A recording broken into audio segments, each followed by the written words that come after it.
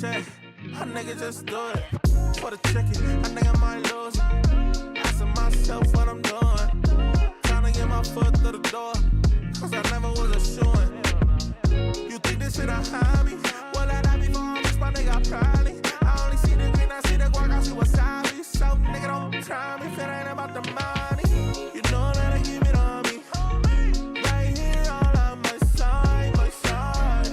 I don't know why you gon' try, don't try me. Know that I give it on me. My side, I always keep on my side. I'm made, not for my letter, but damn it, I'm brave. I be that bad nigga, man in that cave, and that's fine. Lame niggas retire when I see that nigga wanna reach higher. And I'm stressing out the competition. Give a fuck about the opposition. They who don't care, but they stop and listen. Cause that nigga never had no fucking pot to piss in. I'm a big dog, but the one that never balk when I'm pissed off. I'ma show you how my shorty sing like a riff dog. My shooters coming up and sit down like my new ball. I'ma give you home improvement. With this hammer on my head, like I'm Tim the Toolman. I get rooming, who you playing? Cause with this can, I'ma tell you ass when I get the spraying. You know that I give it on me. Right here, all on my side, my side. I don't know why you gon' try, don't try me. Know that I give it on me. My side, I always keep on my side. She's on my side. She never left me right alone. She sing, they slide. And if he trippin', I'll send you kisses straight from the missus, baby, baby. You know that I give it on me. Right here, all on my side, my side. I don't know why you gon' try, don't try me. Know that I give it on me. My side, I always keep on my side. My side. Always keep on my side. My side. Yeah, always keep on my side.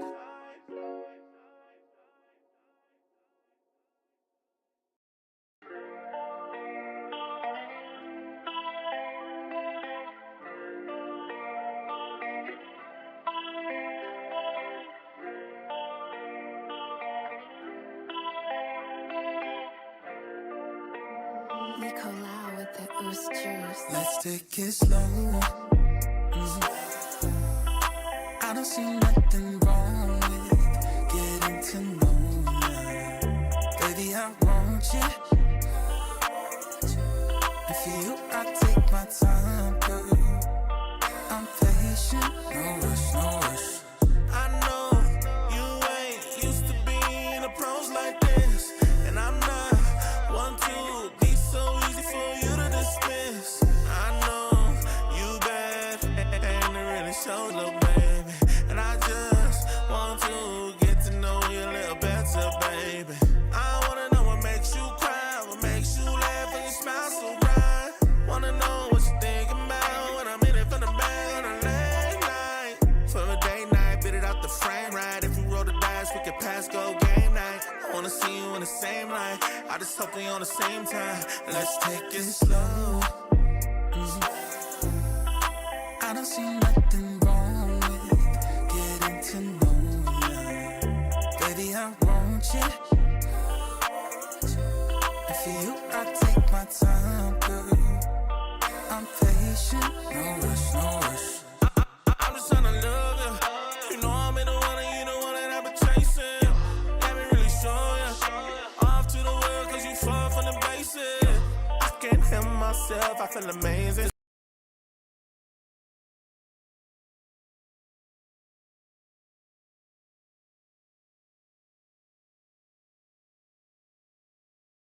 We good? All right, back on a Tuesday. Myself, Vita, Soy Sauce here, ready to talk to y'all about WWE, NBA playoffs, post-draft reactions, and start to get our information together as we go through our divisional breakdowns conference breakdown, some risers and fallers, early season award winners. That's all stuff coming down the line. But we are happy to be here. Good to be here. Been grinding some Marvel rivals. So that's been the vibe for us the last couple of days, and it's been fun. Before we get to it, Zoe Oos, how are you doing? Been good, man. Been good. Been good. Had to step back and refocus a little bit on the financials in the Yeah, trading world. Get my discipline together. Uh, a solid man. It's been a solid week. I feel like the summer's coming up real quick. for real. We're already a couple months Oh. away from being halfway through the year. So Yeah, this year is definitely like flying by at a pace for real that I'm like not used to. It's kind of crazy. We're already into, about to be into May, halfway through the year. So yeah, it's definitely been a faster year for sure. For sure. So anything happened this week that you seen around that not on the agenda you want to talk about? uh no, not really. I mean, not nothing that stands out. Eagles had their White House visit today. A bunch of the key players were missing. Uh, Specifically some of those melanated individuals: Jalen Hurts, AJ Brown, Devontae Smith, Yeah. um, Brandon Graham, Josh Sweat, Milton Williams, Jalen Carter. A lot of the guys, the key Yeah. players on the team. I think Saquon was the only one that went. There are some people that took exception with that, not on the team, but just in general. But Yeah. that's pretty much Yeah. all that stood out to me, man. I hate the people who put like too much stock into who goes and who doesn't. For whatever reason it is. Like they just decide to make a super big deal off of who goes and who doesn't. Yeah, And at the end, like yes, we talk about these guys because they play a sport. Like I don't think we should be asking them to be role models in any area. If they are, I think we should be like giving them kudos and respect to that. But they're not. We know them because they play a game. yeah, That's why. yeah. So I think people put them too high on a pedestal. yeah, like they be wanting sports players to be like pro everything of their agenda or like be the most role model citizen. And it's like, no, they don't really have to be. Now, if there is some, you get drawn closer to players to be like, hey, this player stands for what I stands, or I like that they use their platform for that, then yeah, you get behind them and support them. But everybody be wanting people to, when I say everybody, you could just see people have an image they want their players to have. And you be like, yo, that's just not the case. It doesn't have to be that. Yeah, So yeah. once the season's done, the season is done. Do whatever you got to do that doesn't get you in trouble to play the game again. Then you cool. And Same. so, God, I didn't think this whole one gorilla versus 100 man thing was gonna go as far as it went. Like it's literally just running rampant People been in a taking raw. it and running with it. Yeah, yeah. It's just crazy the next thing that people can grab onto and use, and I did not think that that was gonna be one of them. I know we I talked. didn't. I know we talked about it in our text thread. But which one you doing? Man, there is no way that after the first 10 get beat up, the others are gonna sit there and be like, "Yeah, I'm gonna follow that up." There's just no way. Like, there's you're not gonna tell me there's really like, and this is no weapons, no nothing. It's like you just have to use your hands. Like you just have to use that. That's not the way to go. That's not the way to go. After the first, like, and this is I'm not looking at like Navy trained, Army trained. Like, it's not all one person. This is literally like 100 men at 100 men at random. So there's just Right. gonna be some who are just there, some who might have a little fight, and like everybody across the board isn't a skilled fighter. Which like even if they were, it's like yo, this is still a gorilla, bro. Like after the first couple, you're not gonna want that punishment. Nah, there ain't no way I'm about to fight no gorilla, bro. I be just watching videos of gorillas fighting each other and how hard they be punching each other in the face and still just looking at each other ready to throw again. No, no. That gets me. Them two gorillas was fighting. That lady was, where's the zookeeper? He's safe. He's safe. He is not interfering with that. Ain't no way. Man. Never. Yeah, no. So I'm yeah, I'm I'm throwing hands with the 100 people. I'm not doing that. So let's get into it. WWE. Um, the Sami Zayn confrontation of Seth Rollins this week. I missed a decent amount of last week's SmackDown because I was heavy draft focused, so I did catch back up on it. But yeah, Sami Zayn confronting Seth and him not taking the deal, moving on. I felt like that was a dynamic to be explored, which the offer that Heyman gave to him, let's like for me confirms my suspicion that they will eventually be kind of the voice for the final boss Hmm. uh Hmm. as they're around because I don't Because know he how has pull Heyman, like that. yeah, the fact that he was like you'll fight the winner of Seth and Randy. You know what I'm saying? I mean Cena and Randy, and he was like, Yeah, "You'll fight the winner of Cena and Randy if you go straight to SmackDown." And it was like, how were you able to pull that? You know what I'm saying? If especially the guy who we saying is attached to the Rock, the legend, because it's like, how are you able to give him that spot right then? So I don't I like it. I I don't feel like a third person should be added anytime soon. Like give it a little bit so that they can work out, Breaker and Seth and what they want to, whatever they direction they got for that. But I like the direction of it. I like the direction of it. And, there's some people who's like, yeah, I don't think Triple H realizes he has, backlash next week, kind of like next weekend and how these matches are being set up. I don't think everything needs a big build up. I think he's like resetting the surface for a lot of things going forward. yeah. Plus, I think what people are forgetting is Triple H is typically a 5 to 6 match person when it comes to PLEs. WrestleMania was the exception. You got 2 nights to fill, 3.5 hours each night. You're gonna get a few more matches at WrestleMania, but on average, when it comes to these other PLEs, he's like 5 6 matches, and we already got what 4 of them lined up.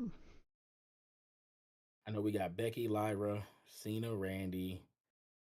Um, I can't think of the other one. Jay, Who's Logan. Yeah, Jay and Logan. And I can't think. Why did I feel like EO's in there somewhere? No, she's not. She I think didn't get her. they might be building that. They might be building the Io Rhea versus Julia and Julia Roxanne. and Roxanne. Yeah. But no, man. So I like you said, man. I like the direction they're going with these three. Uh, they kind of had to feed Sammy to them for the fact of like the crowd is cheering the hell out of Seth Rollins. He's just a dude. It's hard to boo. So it's like yeah, you gotta find one of the people that everybody cheers for no matter what to try to turn something against him. Same thing with Becky. Bro, her whole promo wasn't nobody booing her because you just don't boo the man. She's been a face and a staple for so long, and I don't think Lyra was a big enough figure for her to turn on for people to start hating her. yeah, and I feel like especially since she like the Bailey turn was tempted with Lyra, Hmm. like kind of like her frustration from losing matches to her and stuff, and then like Becky just pops back up and then wins and then does that the next night and takes this. So, but it also feels like they got some bigger things down the line with Becky and Bailey and Charlotte. Like I feel like they'll be entangled in something here real soon. Yeah, That's why I feel the direction of that is going. yeah. But the tag teams seem to be picking up pace here. I mess with that. I mess with the tag teams and seeing how long. Well, the Gunther McAfee, that's who we're missing. Oh yeah, Gunther McAfee. That's the fourth match right now. Yeah, Gunther versus Pat. So that will be funny to me because I didn't expect Pat to get a match out of it. I don't. I have a feeling Pat's not gonna be the one to actually be in the match. And I think we talked Yeah, about this before. You're gonna see somebody replace him or be like a last minute like Pat's like I got somebody who's gonna take my spot. Like don't nobody believe you're really gonna be in the ring with Gunther, man. And if you are, yeah, and that is a competitive match, it's gonna be so bad for Gunther. yeah. But I think it um, hurts. Friday Night SmackDown TLC match. Man, that mug was WrestleMania worthy. Yeah, That match was wild. Hell of a match. yeah. And then there was something that Solo been cutting when Solo gets to cut his promos. Man, he does his job. Oh He yeah. does his job, and I think that's very underappreciated that he gets people to lean wherever they need to go by being whatever he needs to be on the mic to get the point across and to get the fans there. So I feel like Solo has definitely done his part in that area. Yeah. Plus, I think Yeah, I think people want like I think the way fans are these days, when they say fans are so fickle, it's like they want them to either be super over or or in a different company. There is yeah, no like role player when it comes to WWE yeah, fans. You know what I mean? yeah, And Solo right now is a perfect role player. Like yeah, like you said, he's a dude that gets you where you need to be. He's yeah, setting up the whole Jacob split and the Jacob feud for those two yeah, perfectly. You yeah, know what I mean? He came out and he was almost the bridge for Cody after WrestleMania yeah, because that's what was needed. Nobody believed Solo was going to win the title, but it was a great bridge and it was a great just segment after segment after segment until they got to the eventual Cena. I think Cena Kevin Owens was after that. And I do want to see how long until we see Cody. Like, Yeah. what's Cody's gap gonna look like?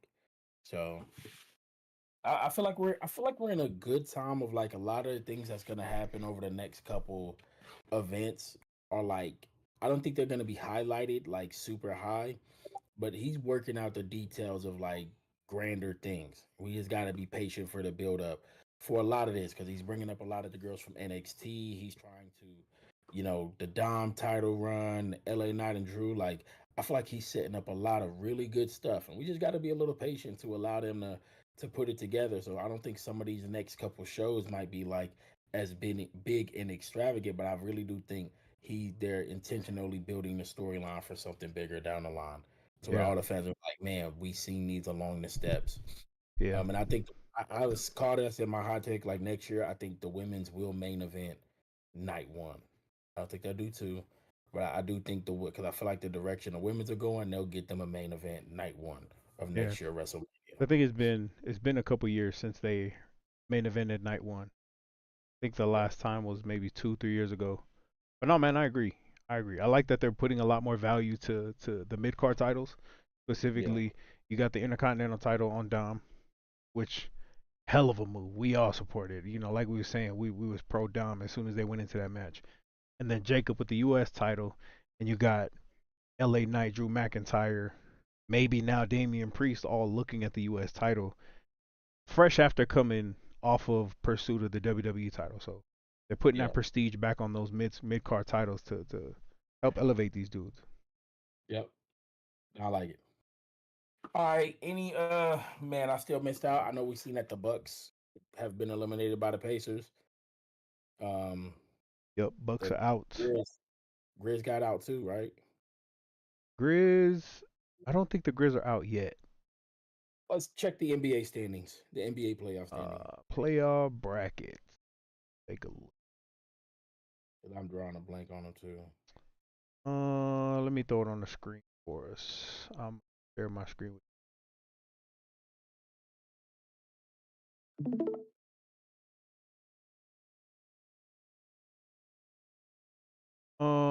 Nuggets Clippers are playing right now. It's 2-2. Lakers are down 3-1. Rockets Warriors. I mean, Warriors are pretty much slotted to go home and beat the Rockets. Cavs historic sweep of the Heat. And I mean, we were saying this before in the play-ins. The Heat. It's about time for the Heat to get Yeah, whooped like this, so they can just revamp everything. yeah. Celtics are about to finish off the Magic. It looks like 96-71. Go to West. Oh, this is the West. Oh yeah, they got swept. Yeah. Thunder swept the Grizz after firing the coach towards the playoffs, which was crazy. I don't know why you fire your coach. Like, let the man finish the season, bro. Like, Yeah, yeah. That felt like a very early white flag unnecessarily. same thing with the Nuggets. You fire Mike Malone going against a real like sleeper of a Clippers team. This Clippers team is a sleeper of a team. And I think if Yeah. they make it to the Thunder, they're probably a better matchup for the Thunder than the Nuggets are right now. Seen Doug Christie got a full contract with the Kings. hmm hmm So Lakers are on the brink of elimination, man. They're going back home for Game 4 or Game 5. I think they take Game 5 and then go on the road and probably lose. You got to take care of that. Don't, well, we'll see. So I'm with you. Come home, take care of business. We'll see what game 6 look like. Rockets and Warriors. They're about to be in Houston for game 5 in Houston.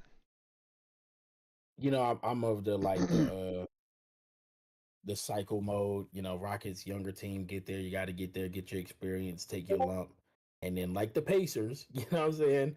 Even though they was deeper, like you gotta get that growth. So Yeah. really learning how to work and play within a series. The Warriors have been a completely different team with Jimmy Butler. We've seen the difference that Jimmy Butler has made on multiple other teams. So the fact that he's on this Warriors team and he's clearly saying like, "Yo, I'm Robin. Steph is Batman. Oh, I'm grateful to be in this position." yeah. So The Heat, man, I'll be interested to see what the Heat do this offseason. Bolster looks so defeated, man. I think Pat gotta go. To me, Pat gotta go. Yeah, I always had the feeling that they both would walk off together. Like if Spo ever said I'm out, Pat would be like, "Ah, you know what, I'm out too." Yeah, they're probably just gonna have to redo that whole front office, get a new coaching staff. Spo was able to work with Pat's guys and work out. That's why I always felt that if Spo left, and Pat be like, "You know what, I'm out too." That he's only staying as long as Sposter stays around Yeah, because he's I'd like to see Steve Nash in Miami. Nash had a second chance. I like that. I'd like to see Steve Nash in Miami. I'd also like to see Rajon Rondo eventually end up in a head coaching position. It's my guy. He's too great of And an the Knicks. NBA mind to not be somewhere. And the Knicks up 3-2. That'd be crazy if they fell to the Pacers. And Boston about to take care of the Magic. I think the Pistons pushed that to Game 7. That'll be crazy. That'll be crazy if they do, because anything can happen in a game 7. Yeah, trade That'll for be Cat. You trade for Cat mid-season, and then you end up getting pushed to a Game 7 against a young Pistons team. yeah. Anything can happen. So That's the I would playoffs. love to see them push that to game 7 just to see what'll happen. I don't think the Knicks should allow it to get there though. They don't want to, put that in a do or die situation. Yeah. Yeah. This is I'll definitely be tuning in more. Down Let's to see the how that goes. NFL. To the NFL. The NFL draft happened this week. Every round. Let's get a quick recap of the first round. Cam Ward, number 1. The Jags trade up to 2 to take Travis Hunter, giving up a future first for with the Cleveland Browns.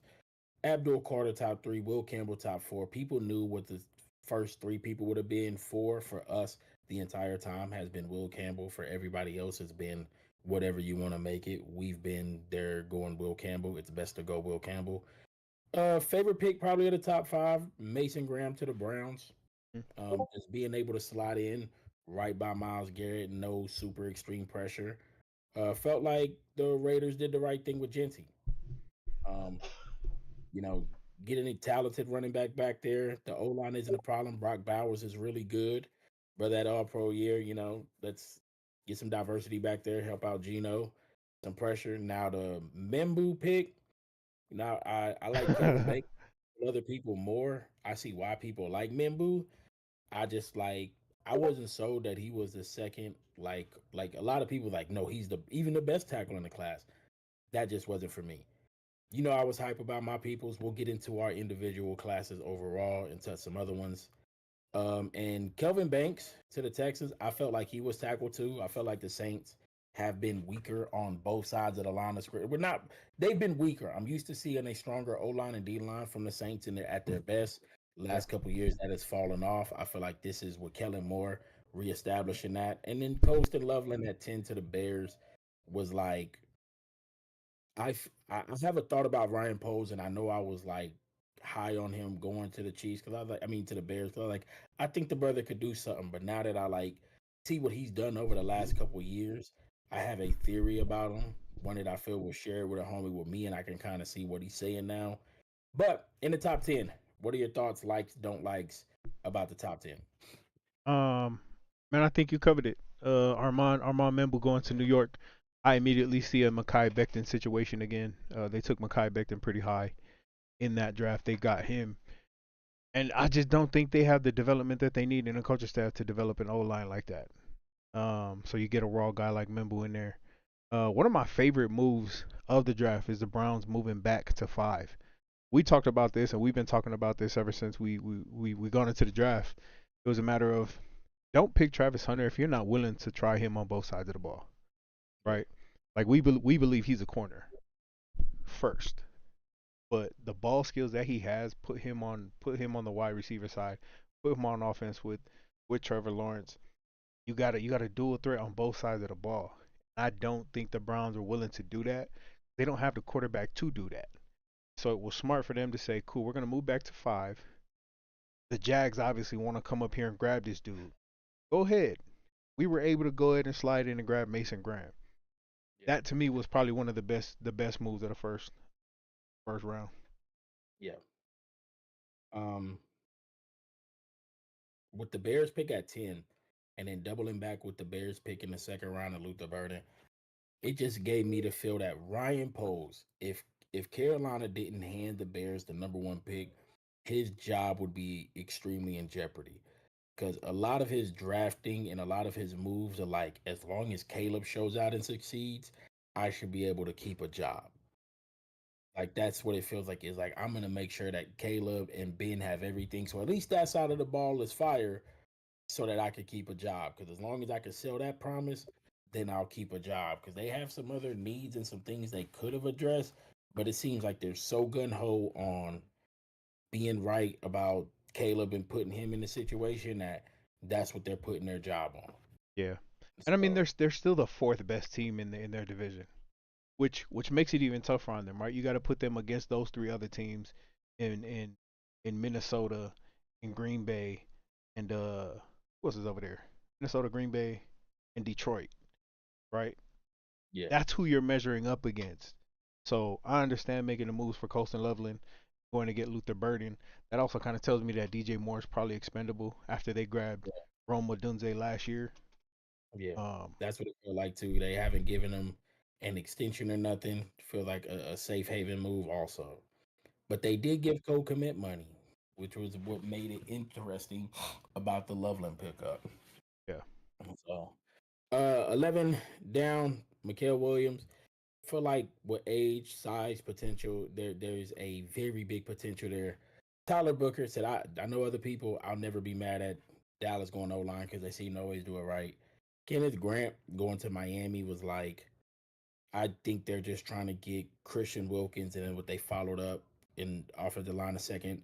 Robert Hunt, they're trying to get that interior back together. Tyler Warren has been such a lock to the Colts if they got it that like it's almost worn out. Now Atlanta going Jalen Walker, I feel like that was a good pick just because I think Jalen Walker is just a good player overall. So that's not a bad pick to me. That's a good pick. Um, Walter Nolan has been the super high low. Like there's some people who are just like super high on him. I like him. I don't like. I'm not like, hey, this brother. I feel like a lot of people are starting to inch him closer to Mason, and I don't feel like he's that close to Mason.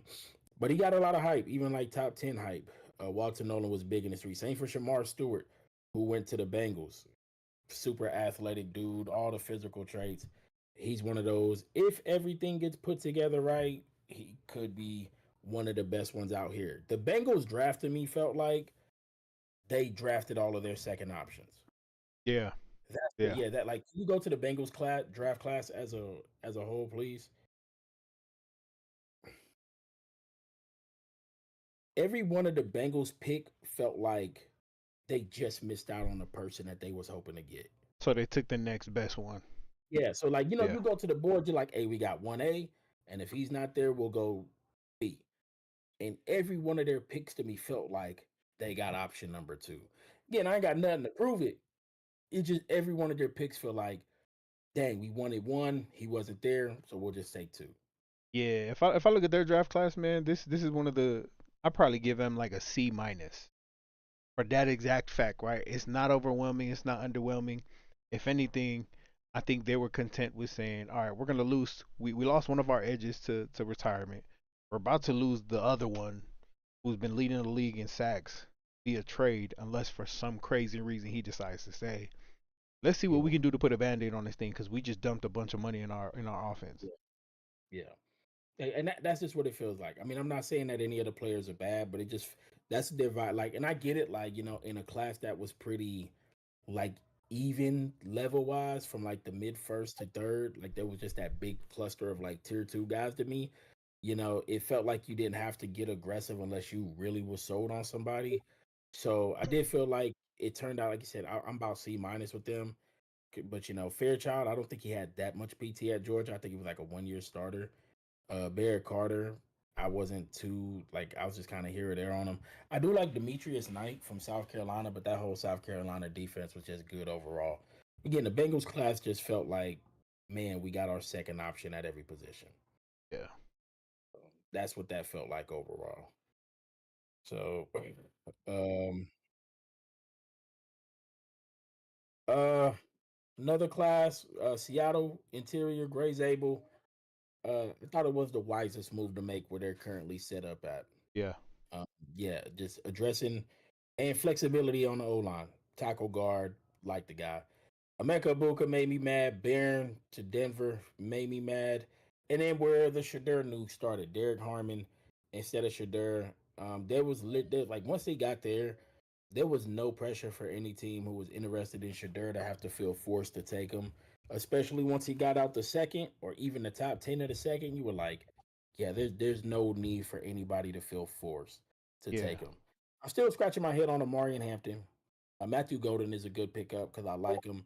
It just and then Green Bay picking up Savion Williams later makes me feel like somebody is not returning to that Packers room. Probably Dukes. Donovan, yeah, Donovan Jackson did not expect him to be the first Ohio State lineman off the board. He is good, but Josh Simmons is the pure left tackle. Jackson showed he could play left tackle, but Simmons failed due to injury. And then the Jackson Dart was like, I can't I believe they hate did that that. pick. Like, Yeah, and I we can't believe. called it day of. We called it, that's the Danny Dimes 2.0. That's pretty much who they traded up to go and pick. Yeah. And I've never seen an Ole Miss quarterback come out and do anything spectacular in the NFL. Bo Nix is the exception, but he did go to Oregon to be able to be exposed to a wider array of offense. So I to think me, part of Bo that Nix is he's the exception. I think part of that is Lane Kiffin and his like RPO offense and what he coaches. I just don't think they are put in many situations that they then deal with when they get to the NFL. Yeah. Somebody put up like Jackson Dart's true drop back. It was only like 10%. Like he only like had true 10% dropbacks. Like everything else was RPO, certain stuff. Like he never really dropped back and had to read the field. And that's what's probably gonna be asked of him to do. So Atlanta sending a next year's first to get back into the first to then select James Pierce Jr. Um, that is a double down to me of like they really feel they were an inch away from winning the division and they are trying to get it back next year. Well, like that's they have to double down on. We think we're close to winning a division, so they're doubling down on it. We need to go ahead and Malachi just trade Starks, Kyle Pitts. yeah, Malachi Starks, super greedy man, make safeties great again. We talked about it in the stream. What player outside of like the top 30 could make their way in? We said Tyleek Williams because he was the only DT that was kind of left with that caliber. He ended up going to Detroit, which I felt like was the right thing. I mean, but there was so many edges that made it to the second, like Mike Green, Scorton, um, Donovan. Like there was some edges that Detroit could have went with. Matter of fact, could you look up Detroit's entire room, please? So they went Tyleek Williams in the first. They followed it up with Tate Ratledge, which is like, okay, classic Detroit, keeps them on the O line under Brad Holmes. And then they traded the next year, I believe, third, and the following year's third to move up for Isaac Tesla. I don't like that trade. Yeah, but Brad Holmes has so much stock with the fan base that they're just like writing it off. Yeah. They look at They're that like, as like, okay, third round pick, whatever. If he and then plays out for us, it's a bonus. the next person, Ahmed, like I think he only had like 1 year. They say he was like super CrossFit dude. He was one of the top CrossFitters in the world, and he only like started for like a year, I think. So he's like fairly like he's not as seasoned as the other guys in the draft.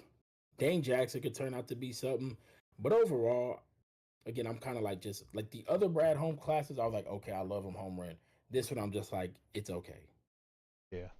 Very similar to how we look at the Bengals. Y'all feel some Yeah, needs, but I didn't really get anything that we jump for joy on, right? yeah. Washington, Connerly thought it was a Great wise pick. thing to do. Great pick. Yeah, no ton. Yeah, thought it was a wise thing to do. Harrison to Buffalo was like, I go to Buffalo's class That's like the because I know. most Buffalo thing for them to do, Yeah, yeah, to be yeah, yeah. honest That with that you, really was to was. take a corner in the first. So they go Harrison, then they double back later in the fourth with Hancock.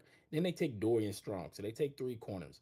But then in rounds two, they take TJ Sanders, Landon Jackson, Deion Walker. So this was like McDermott trying to add some young talent to the defense. I like the front additions. I don't like the secondary. I'm not gonna say I don't like Harrison, but like I like the front additions. I'm not as high on the secondary additions. Like I like Landon Jackson, bro, 6'7". I think TJ Sanders could work with, but I don't get me wrong. I don't. I think all of these guys in what they are developmental, situational pieces. Yeah, I think a lot If of in these a lot of these teams that were really good last year, like Buffalo, like Washington, you're gonna have to see. You're really gonna see how much of coaching is gonna happen, right? yeah, What kind of quality coaching do you have for those positions in those key places that you got, like Maxwell Hairston? You still got some guys on your roster at corner that you could probably gonna end up cutting post June. You're yeah, really gonna see what does your schemes look like and what kind of coaching do y'all really have in those positions to develop these guys. yeah. So I think Harrison is gonna have to give them some juice early. He's gonna have to start or something early, and hopefully the other two guys can shape in because that secondary does need a kick to it. So hopefully if Harrison comes in and can be a starter or serviceable year one, it should help them out. It should help them out. So, but I seen one person told me that this draft just kind of re-put the emphasis on McDermott for them to be like, hey, you got to get it done. We keep getting it close, or you out the door. Yeah. So which is which is still crazy to me, right? Like the fact that a coach that continues to get to the AFC title game or a game away from the AFC title game away from the Super Bowl is going to yeah. end up being on the hot seat still blows my mind because he is going to end up being on the hot seat if he can't get it done. Yeah, like so some of it was like I can't blame him for the overtime 13-second game. I can't blame him for that. But there was other choices that he made in the other games. Was like, bro, this is your fault. Like you shouldn't have made that call or allowed that. But like you're right. Like sometimes you just catch yourself wrong place, wrong time. You can't get past certain teams, other top teams, and fan bases. They get tired of that because they don't want to keep losing at the end like that, and that's when they start putting people on the seat. So It's like, man, the alternative could be you get a new coaching staff in there yeah, and now you're missing the playoffs and the Dolphins are winning your division. I mean, the Patriots are set up real nice with Mike Vrabel over there. So yeah, I think they got to be wary with changes, but I do agree that he is probably going to be on the hot seat here coming up soon. yeah. Amazing pickup, Jahad Campbell. Eagles are always just able to just pick up a good player, no matter what other teams do other things, and every time we just let a good player fall. And then Josh Simmons to the Chiefs. If he don't work out with the Chiefs, it truly has to be medicals, or we have to truly examine the Chiefs staff and their ability to protect and develop left tackles. Because this dude is strictly a left tackle, and he should be able to be serviceable from there from the start and grow from there. If he goes out there and start looking buns, we got to start to put the emphasis on Andy and the O line coach. And I mean, I think you said it about this draft class, right? There's a whole lot of cluster of people in the end of the first into the second that aren't Yeah. game changers.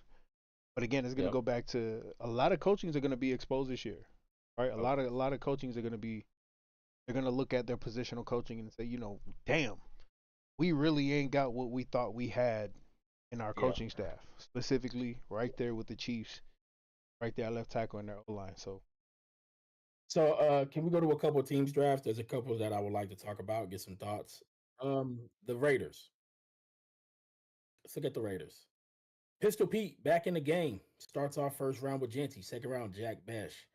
Darian Porter, I believe like halfway converted corner, wide receiver to corner. Uh then double dipping on the O line with Rogers and Grant. Thornton is like 4.3 speed.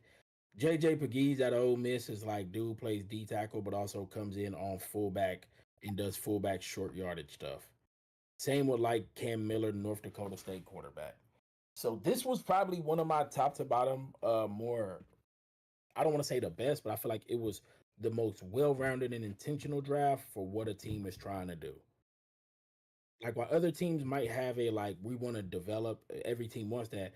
I feel like on top of development, the Raiders are looking like we need impact players guaranteed day one. And we need that in Genty. We need that in Jack. They got a long corner in Porter who is usually right up Pete's alley. And you just secured the O line depth. I feel like in Thornton Jr., nothing but speed, Tennessee offense. I feel like those are people who like, hey, we're gonna bring you in, give you a role, and we'll expand from there. That's I feel like the Raiders had top to bottom one of the more well-rounded drafts to me for a team. yeah, we about to see Pete do what he does and bring guys in and just be great at your position. Very similar to the Bill Belichick mindset. I'm not looking for you to go out there and be a superstar all over the place. Go, we brought you in for one thing only. Go be great at that one thing. Everything else will come. Yep. Um, could we also look at the Patriots? New England Patriots draft. Will Campbell at the top. Love that. Travian Henderson, Kyle Williams. Followed up with center Jared Wilson. And then day three is where I feel like they got the steal. Brady Swinson, edge from LSU, and Miami kicker. And Andreas. I feel like those two are day three steals. When people say hey, we need steals, I feel like both of them are day three steals. I like the Patriots draft. I feel like obviously first you protect Drake. You spent money on defense. You need more veterans to help Vrabel get up there easily. But tackle, running back, receiver, center, and then a big potential edge with Brady Swinson down the line. And Farmar from Florida State. Let me not sleep on him either. I'm looking So at Kobe Minor, man. I don't know how this dude fell so far, all the way into the yeah, seventh round.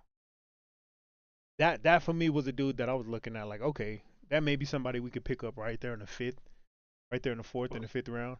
He fell all yeah, the way to the seventh to the Patriots. Nah, that to me is wild that he fell. They got a steal in Kobe Minor. yeah. I like that one too. So I thought the Patriots again had a really, really good draft.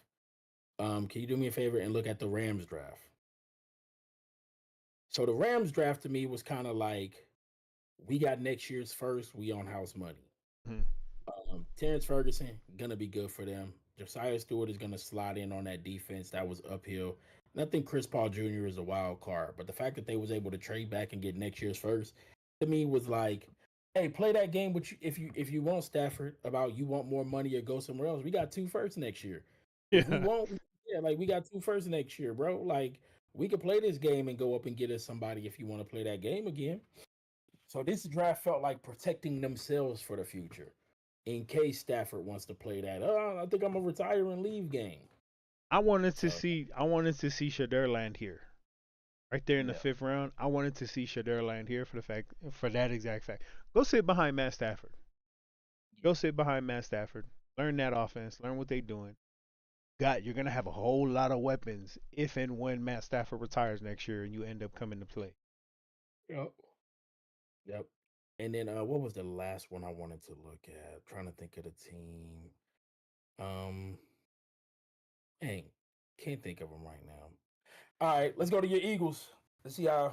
Look at your Eagles draft. Give us a feeling on how you feel top to bottom about the Philly, Eagles draft. Philly, Philly. Um, I think we did most of our work right there until the fifth round, right there when we took Drew Kendall. That to me, Yeah, from Jahad Campbell all the way down to Drew Kendall, that to me is where the bread and butter of our draft was taken. Right, we ain't got Ty Robinson out of Nebraska, put some depth right there behind Jordan Davis with the departure of Milton Williams. We also got Moro Ojimo, who's going to be stepping in next year, who had a hell of a Super Bowl too. I like what we did grabbing Mac Williams from UCF. That to me, that was one guy who I had to go in and watch some tape on and figure out what is he going to bring to the table. Obviously, there's Andrew Mukuba. I'm Yeah, excited to have him in there. I don't think he comes in and be a day one starter, but he'll definitely be right there in the mix with Sidney Brown for that safety spot. I'm pretty happy overall. I like that we went and got some more tackles. Mile Hinton, Cameron Williams. We already yeah, know Stout University. It don't matter what old lineman you bring in there, he gonna make it work. And both dudes yeah, are some monsters. I think 6'7", 6'6". yeah. Miles Hinton at 6'7". Cameron Williams 6'6". Cam Um, Williams was a dude who, early on was getting higher up praise, but he just has, you know, some people got concerns about him. I didn't think he would fall to round six. Yeah, Makubu, fire. Yeah, I seen people from Texas fans be like, he could play more in the slot, but Jahad Barron was already there. So they was just like, all right, you go freelance in the back. And brother's extremely flashy. He's always trying to shoulder pop the hell out of somebody. yeah, he is. Then I saw a funny pic about Kyle McCord. They said they had people calling about Tanner McKee last year after the preseason. So you never know. You know what I'm saying? Somebody want to take him off the roster. It's just say, hey, we got to open up a roster spot. McCord just kick it around and be here. So top to bottom again, just a good draft. How we continue to making sure that the roster has time to just putting good players behind good players. You can never be upset with that. For like how he Yeah, continues to do his thing. yeah. I don't think So anybody on this in our draft class we're looking to be a day one starter and or a step in starter at any time soon. Great draft yeah. from Howie overall, man. Another A- year for us. All right. Take a look at And your squad. to my peoples. Um, Anders. I think this was, a lot of people was going defense at 8. Um, I'm 90% sure that if the choice was Mason Graham and T Mac, it would have been Mason Graham. But the fact that it got to Mason Graham and Jalen Walker, and you were like, all right, told you on stream, like, Dan, you can't lie to us. Like, you can't lie to us, bro. Like, what is you really gonna do? Because if it was Mason Graham, I'm 90% sure, and I don't think I was just like, I was like, okay, if Mason happened to fall there, he would be the pick. He wasn't there, and he couldn't lie to us. Dave Canella back to back years. Dan and Dave invest in receivers. T Mac this year trading up to the first last year 2 spots to get Xavier Leggett. Canellas wants his pass catchers. He wants these dudes. T Mac clearly has something on his roster. None of the receivers on the roster have, which is okay, man. We need that guy out there, but like I don't think no Panther fan, including myself, would have imagined us like if we went T Mac at 8, then being able to get Scorton and Princely with our next 2 picks. Yeah. Like there was like everybody was always like, okay, well, one of them will be edge. We might have to do something else. Or if somebody double dipped that edge, it wasn't like 2 edges you would really like. It was like, okay, Princely was always a heavy name because we met with Princely every single time. So it was all like, oh, I was kind of shocked we took Scorton over him. I was like, oh, this might be Princely, even though I like Scorton. But the fact that we got them both, like there's no complaints from the fan base at all with this draft because it was like you double dipped that edge with people that we liked, got us a receiver real cool. Trevor Etienne pick scratched our heads because we were like, I don't think none of us expected running back to be the first pick on day 3. But the fact that it was lets me know like, oh, they must really like this guy in some case. Rico is only a 1 year contract, and Jonathan Brooks won't be playing next year. So like the 2026 running back room will be Trevor, Jonathan, and Chuba, and Rico probably be on his way. So like the fact that they used day 3 early pick on him was like, it shocked all of us. None of us thought we was going to run. We was like, we gonna get a running back, not with the first pick of day 3. Uh, Lathan Ransom is an interesting pick because I wanted Malachi Moore, but I like Lathan, but it's confusing to me because we assume Trayvon Morig is going to play closer to the line. Like we kind of assume that, but Lathan Ransom plays closer to the line and in the box. And so it's kind of like we was hoping for a more freelance safety in the backfield. Well, but he plays special teams too. So I'm not gonna say that the brother has to come in and start, but that's why I like Malachi more and more. Cam Jackson, super big dude. I think bro's like, what's his size on there? I don't know what. So he's like 6'6", 328. Yeah. They Damn. just like yo, plug up 2 gaps. Mitchell Evans looks every and anything like a Notre Dame tight end should. Uh And I'm interested to see what he do because the tight end room is Tommy, Mitchell, and Jatavian. Jatavian went a little downhill after his injury in the Chiefs game last year. And he still had a lot of early season inconsistencies, and he got better as he went, but there's still room to be challenged there. And then Jimmy Horn Jr., man. That was a great I'm pick. yeah, Jimmy Horn Jr. We don't have that on the roster. We don't got that type of speed and yak after the catch with this dude. So this dude, like, and then we signed Hunter Renfro after, which was a little weird to me. But Jimmy Horn Jr. getting picked up, man. He's last year with Jalen Coker. They played because he was undrafted free agent. The practice squad let him sit. They can't do that with Jimmy Horn Jr. They got to keep that man on the roster because if they try to let him hit the practice squad and clear waivers, that brother's not coming back to Carolina. He sure there's ain't. another, yeah, there's another team that's gonna take him. You gonna see I him in New really, Orleans.